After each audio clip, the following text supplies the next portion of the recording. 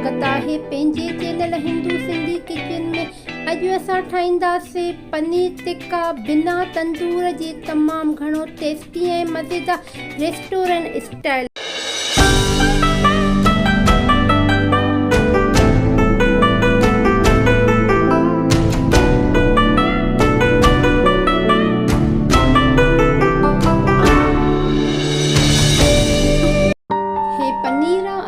पनीर जा क्यूब्स ठाहींदासीं। साइज़ तव्हां पंहिंजे मुताबिक़ करे सघो था।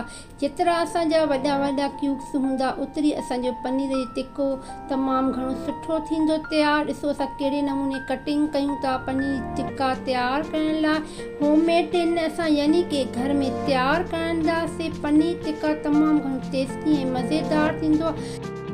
इहा ॾही असां हिनखे रखी छॾींदासीं। छाणीअ में असांखे घाटी ॾही खपे, जीअं हिन मां असांजो पाणी निकिरी वञे। पनीर टिक्का तयारु करण लाइ असांखे घाटी ॾही खपंदी। इन जे करे असां हिनखे अधु कलाकु रखी छॾिया, जीअं हिन मां पाणी निकिरे। भली तव्हां 15 मिंट बि रखी सघो था। हीअ तयारी कंदासीं अॻिते, त जीअं असां रेसिपीअ खे अॻिते वधाए सघूं। हीअ असां ॾही रखी छॾींदासीं जेसिताईं पाणी निकिरे। बेसण असांखे 2 चमचा असांखे बेसण खपंदो। इन में असां हिनखे रोस्ट कंदासीं। तो फ्राई तईअ में या फ्राई पैन में तव्हां हिनखे हल्की गैस ते हिनखे रोस्ट कयो, यानी कि हिन मां खुशबू निकिरी वञे जेसिताईं असां हिनखे भुंजा। जीअं हल्की गैस ते कंदासीं हिनखे सड़ी न वञे। ॾिसो त कहिड़े नमूने असां हिनखे रोस्ट कयूं था। तव्हांखे ख़बर पइजी वेंदी कि न तव्हां रोस्ट कंदो अचणु निकिरंदी। पोइ असां हिनखे लाहे छॾींदासीं जेसिताईं इहो थधो थिए। अॻिते असां रेसिपीअ खे तयारु कंदासीं। हे असांजी थूम अदरक, इनखे असां कद्दूकश कंदासीं। तव्हां हिमादस्ते मुड़े में कुटे बि सघो था। असां हिनखे कद्दूकश कयूं था। असांखे रेसिपी तयारु करण लाइ असांखे जिन जिन शयुनि जी ज़रूरत पवंदी असां आहिस्ते आहिस्ते उनजी तयारी कंदा रहंदासीं। रेसिपी तमामु घणी ईज़ी ऐं तमामु घणी टेस्टी आहे। तव्हां घर में बि तयारु करे सघो था।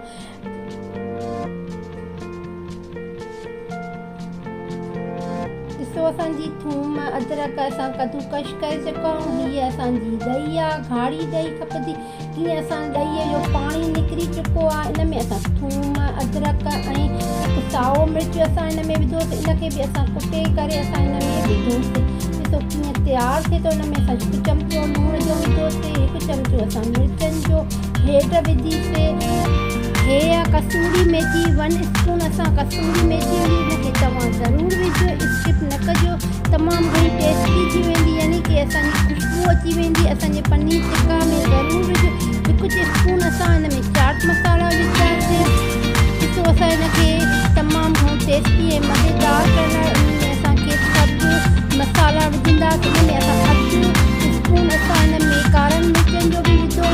जेतिरा असां टेस्टी मसाला हिन में विझा असांजी ओतिरी असांजी पनीर टिक्का तयारु थी वेंदी, मज़ेदार ऐं यमी टेस्टी। तव्हां ज़रूरु ट्राई कजो।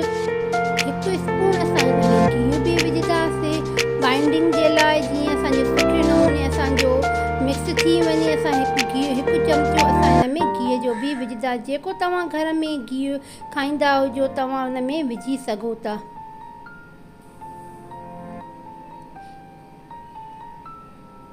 हे असांजो पनीर असां जेको कटे रखियो हुयोसीं क्यूब्स में। ॾिसो हे असांजो पनीर जेतिरा तव्हांखे पनीर टिक्का तयारु करण लाइ क्यूब्स खपंदा ओतिरा तव्हां हिन बैटर में तव्हां विझी सघो था। ॾिसो असां सुठे नमूने हिनखे हाणे मिक्स करे चुका आहियूं। हाणे असां पनीर जा क्यूब्स हिन में विझंदासीं। जेसिताईं असां हिन में क्यूब्स विझूं था तव्हां तेसिताईं वञी करे मुंहिंजे चैनल खे सब्सक्राइब कयो, कमेंट कयो। तव्हां ॿुधायो त तव्हांजो पनीर टिक्का कीअं तयारु थियो आहे। घर में ज़रूरु तव्हांखे सभिनी खे पसंदि ईंदा। तव्हांजा गेस्ट ईंदा, तव्हां उन्हनि खे तव्हां बेट खाराए सघो था। उन्हनि खे ज़रूरु पसंदि ईंदो। तव्हां ज़रूरु ट्राई कजो हिकु दफ़ो। ॾिसो असां कीअं हिनखे मिक्स कयूं था। हल्के हथ सां मिक्स कंदासीं जीअं असांजो पनीर टुटी न वञे।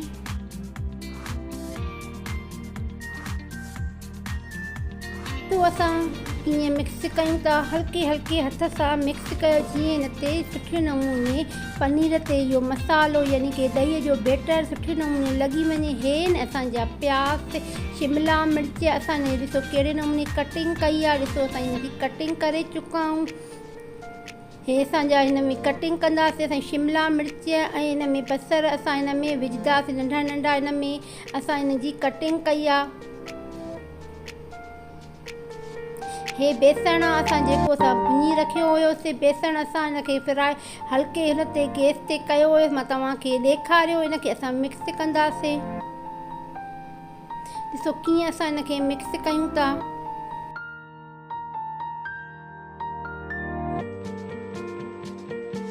हे बसर ऐं शिमला मिर्च बि असां हिन में विझी छॾींदासीं मैरिनेट करण लाइ, जीअं इहे बि असांजा मैरिनेट थी वञनि। पनीर सां थोरो हल्को असां हिन में पाणी विझंदासीं जीअं सुठे नमूने हिनखे लॻी वञे मसालो। जेको असां हिन में बैटर असां ॾहीअ जो तयारु कयो आहे असां हिनखे थधी जॻह ते रखी छॾींदासीं तक़रीबन कलाकु ॾेढ। इहो असां सुबुह जे पहर में असां हिनखे मैरिनेट करे रखियो हुयोसीं।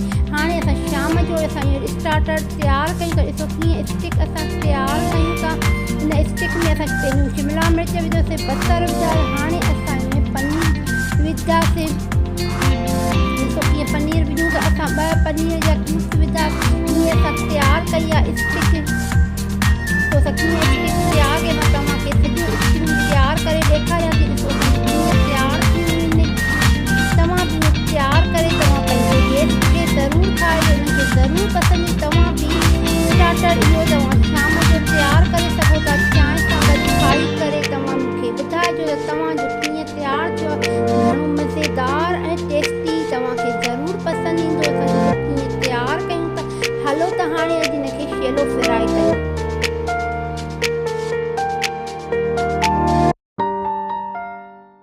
तव्हां ॾिठियूं असां पनीर जूं स्टिकियूं तयारु करे चुका हुआसीं। हे आहे असांजो फ्राई पैन। असां हिन में गिहु तक़रीबन 3 स्पून असां हिन में गिहु विधो आहे। हाणे असां हिनखे ॾिसो असां स्टिकियूं जेके तयारु करे चुका आहियूं असां हिन में विधियूं आहिनि जीअं असांजूं फ्राए थी वञनि। ॾिसो असां कीअं हिनखे फ्राए कयूं था स्टिकियुनि खे। जीअं असांजे हेठां असांजो पची चुको आहे। हाणे असां पासे खे पलटींदासीं त जीअं असांजो चौधारी सुठे नमूने असांजो फ्राए थी वञे। पनीर टिक्का ॾिसो कीअं तयारु थिए थो। हल्की गैस रखो, नॉर्मल गैस रखो। तेज़ गैस सां असांजा सड़ी वेंदो पनीर, जल्दी में ख़राबु थी वेंदो। ॾिसो असां कीअं ट्राए कयूं त तव्हां बि घर में सुठे नमूने हिनखे फ्राए कयो। ईअं असां पनीर टिक्का तयारु कयो। तव्हांखे ज़रूरु पसंदि ईंदो। तव्हां मुंहिंजे चैनल ते वञी ॾिसो। उन में असां सिंधी रेसिपियूं मां तव्हांजे लाइ तयारु कयूं आहिनि। तव्हां बि उन में ॾिसो ॿुधायो त तव्हांजी कीअं तयारु थियनि थियूं। ॾिसो असां पनीर टिक्का असां स्टिक में तयारु कयूं आहिनि। हे असां क्यूब्स असां हिन में विझी चुका आहियूं। जिनखे स्टिक न हुजे त तव्हां ईअं बि फ्राए करे सघो था। ॾिसो असां हल्के गिहु विझी करे असां जीअं असां स्टिकियूं तयारु कयूं तीअं असां ईअं क्यूब्स विझी करे असां हिनखे फ्राए कयूं त तव्हांखे असां ॿई ॾेखारियूं था। तव्हांखे जहिड़े नमूने सहूलियत हुजे ऐं उन में टेस्ट उहे ई हूंदी जीअं स्टिक में हुई तीअं असां ईअं हल्के गैस ते हिनखे फ्राए कंदा। ॾिसो असां कीअं फ्राए कयूं था। तव्हां ॿिनी तरीक़नि सां फ्राए करे सघो था। ज़रूरी न आहे त तव्हां स्टिक में तयारु कयो। तव्हां ॾिसो असांजो पनीर टिक्का तयारु थी चुको आहे। तमामु घणो टेस्टी ऐं मज़ेदार। हाणे पंहिंजी भेण खे इजाज़त ॾींदो। तव्हां दुआउनि में यादि रखंदो पंहिंजी भेण खे।